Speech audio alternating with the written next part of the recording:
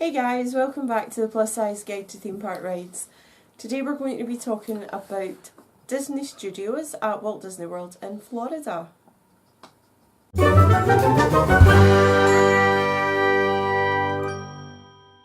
At the moment there's not a huge number of rides at Disney Studios. We are very excited about the upcoming areas of Toy Story Land and Star Wars Land though, aren't we dear? Yes. Yeah.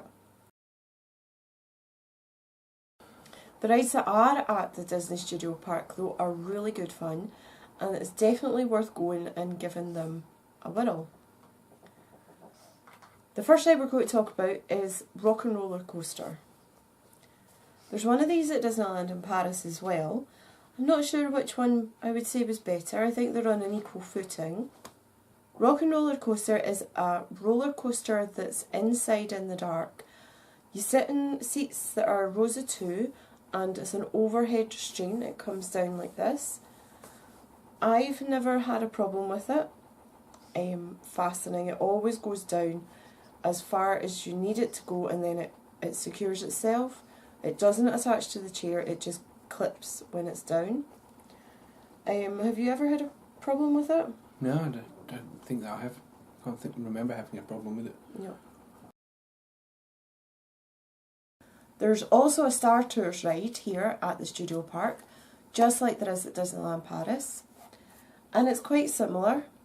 It's certainly a similar layout in that it's rows of seats, almost like a cinema, that's in the ride.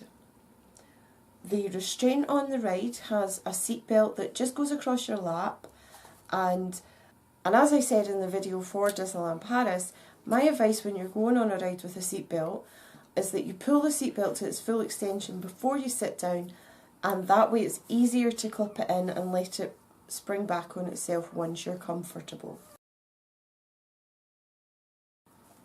In terms of the size of the seats and of the seatbelt, we've never had a problem with this one either, and it doesn't give you too much trouble either in terms of motion sickness, but that is something to consider if you do get a bit squeamish on certain rides.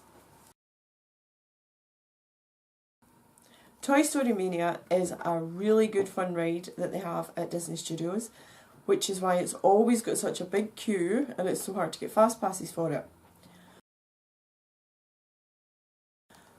The ride itself has cars that have two seats facing one way and back to back two seats facing the opposite way. In these seats, it's actually fine size-wise. There's no issues with legroom. There's no issues with bottom room. There's, for us anyway, and there's certainly plenty of room, and there's no awkward restraints in this one either. In fact, I don't think there is a restraint at all for this ride. So size-wise, you're not going to have a problem with Toy Story Mania.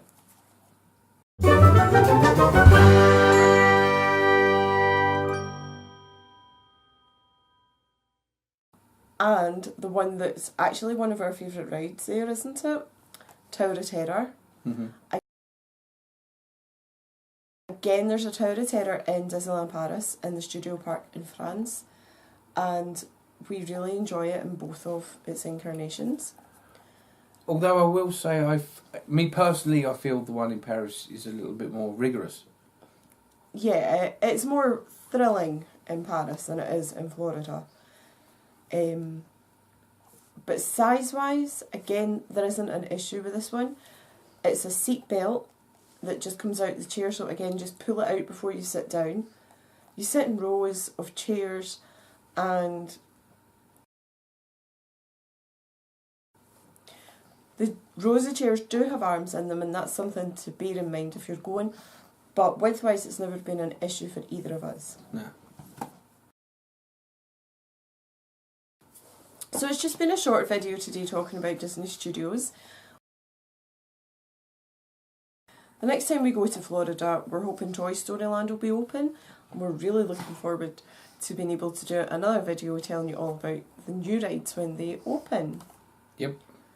We hope this has been really helpful for you. Thanks so much for watching. See you next time.